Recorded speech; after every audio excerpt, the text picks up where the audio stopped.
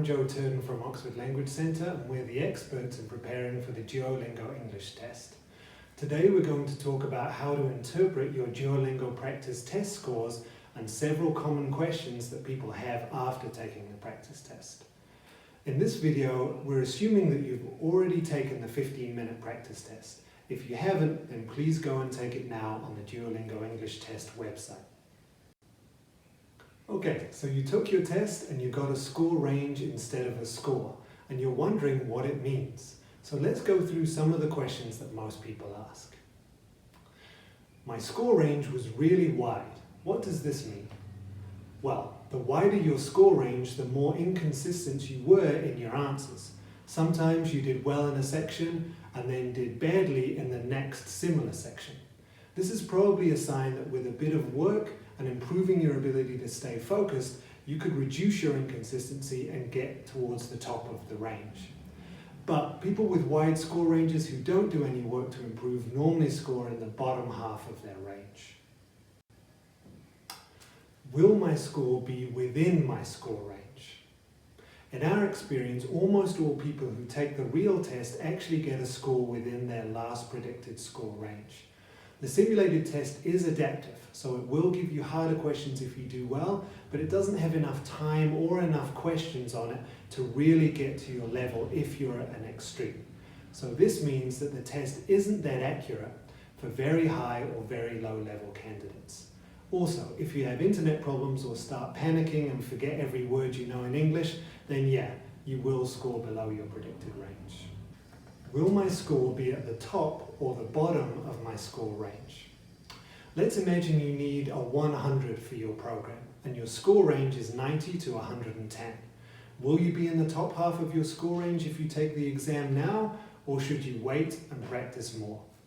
Whether you're at the top or the bottom of this range depends on your ability to speak and write.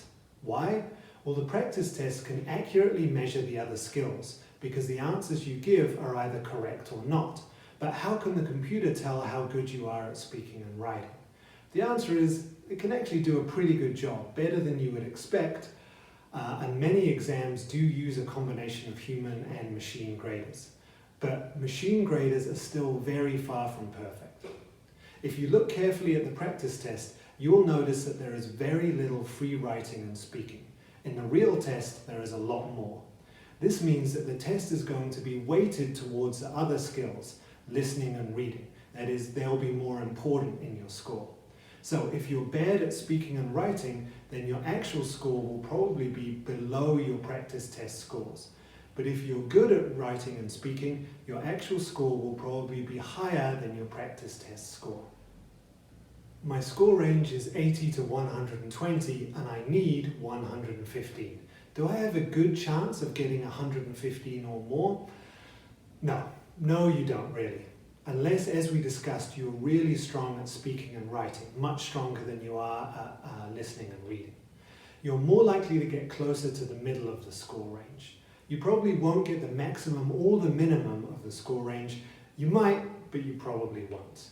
These scores represent the maximum and minimum that the algorithm believes you could get if everything went totally right or totally wrong for you. Okay, so how do I improve my speaking and writing? Well, the easiest way is to take classes with an experienced teacher who understands the Duolingo English test. See the link in the description if that's what you want. If you can't afford classes, then you should practice on Cambridge's Write and Improve website, which is free to use. Also, practice a lot on the Duolingo practice test, but take a photo of your essay before you move on to the next exercise. Then print out all your essays and compare them.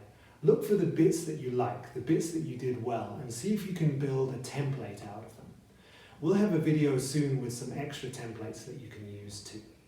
For speaking, you really need to find someone who speaks English very well and practice with them. Get them to ask you questions and then tell you how you did.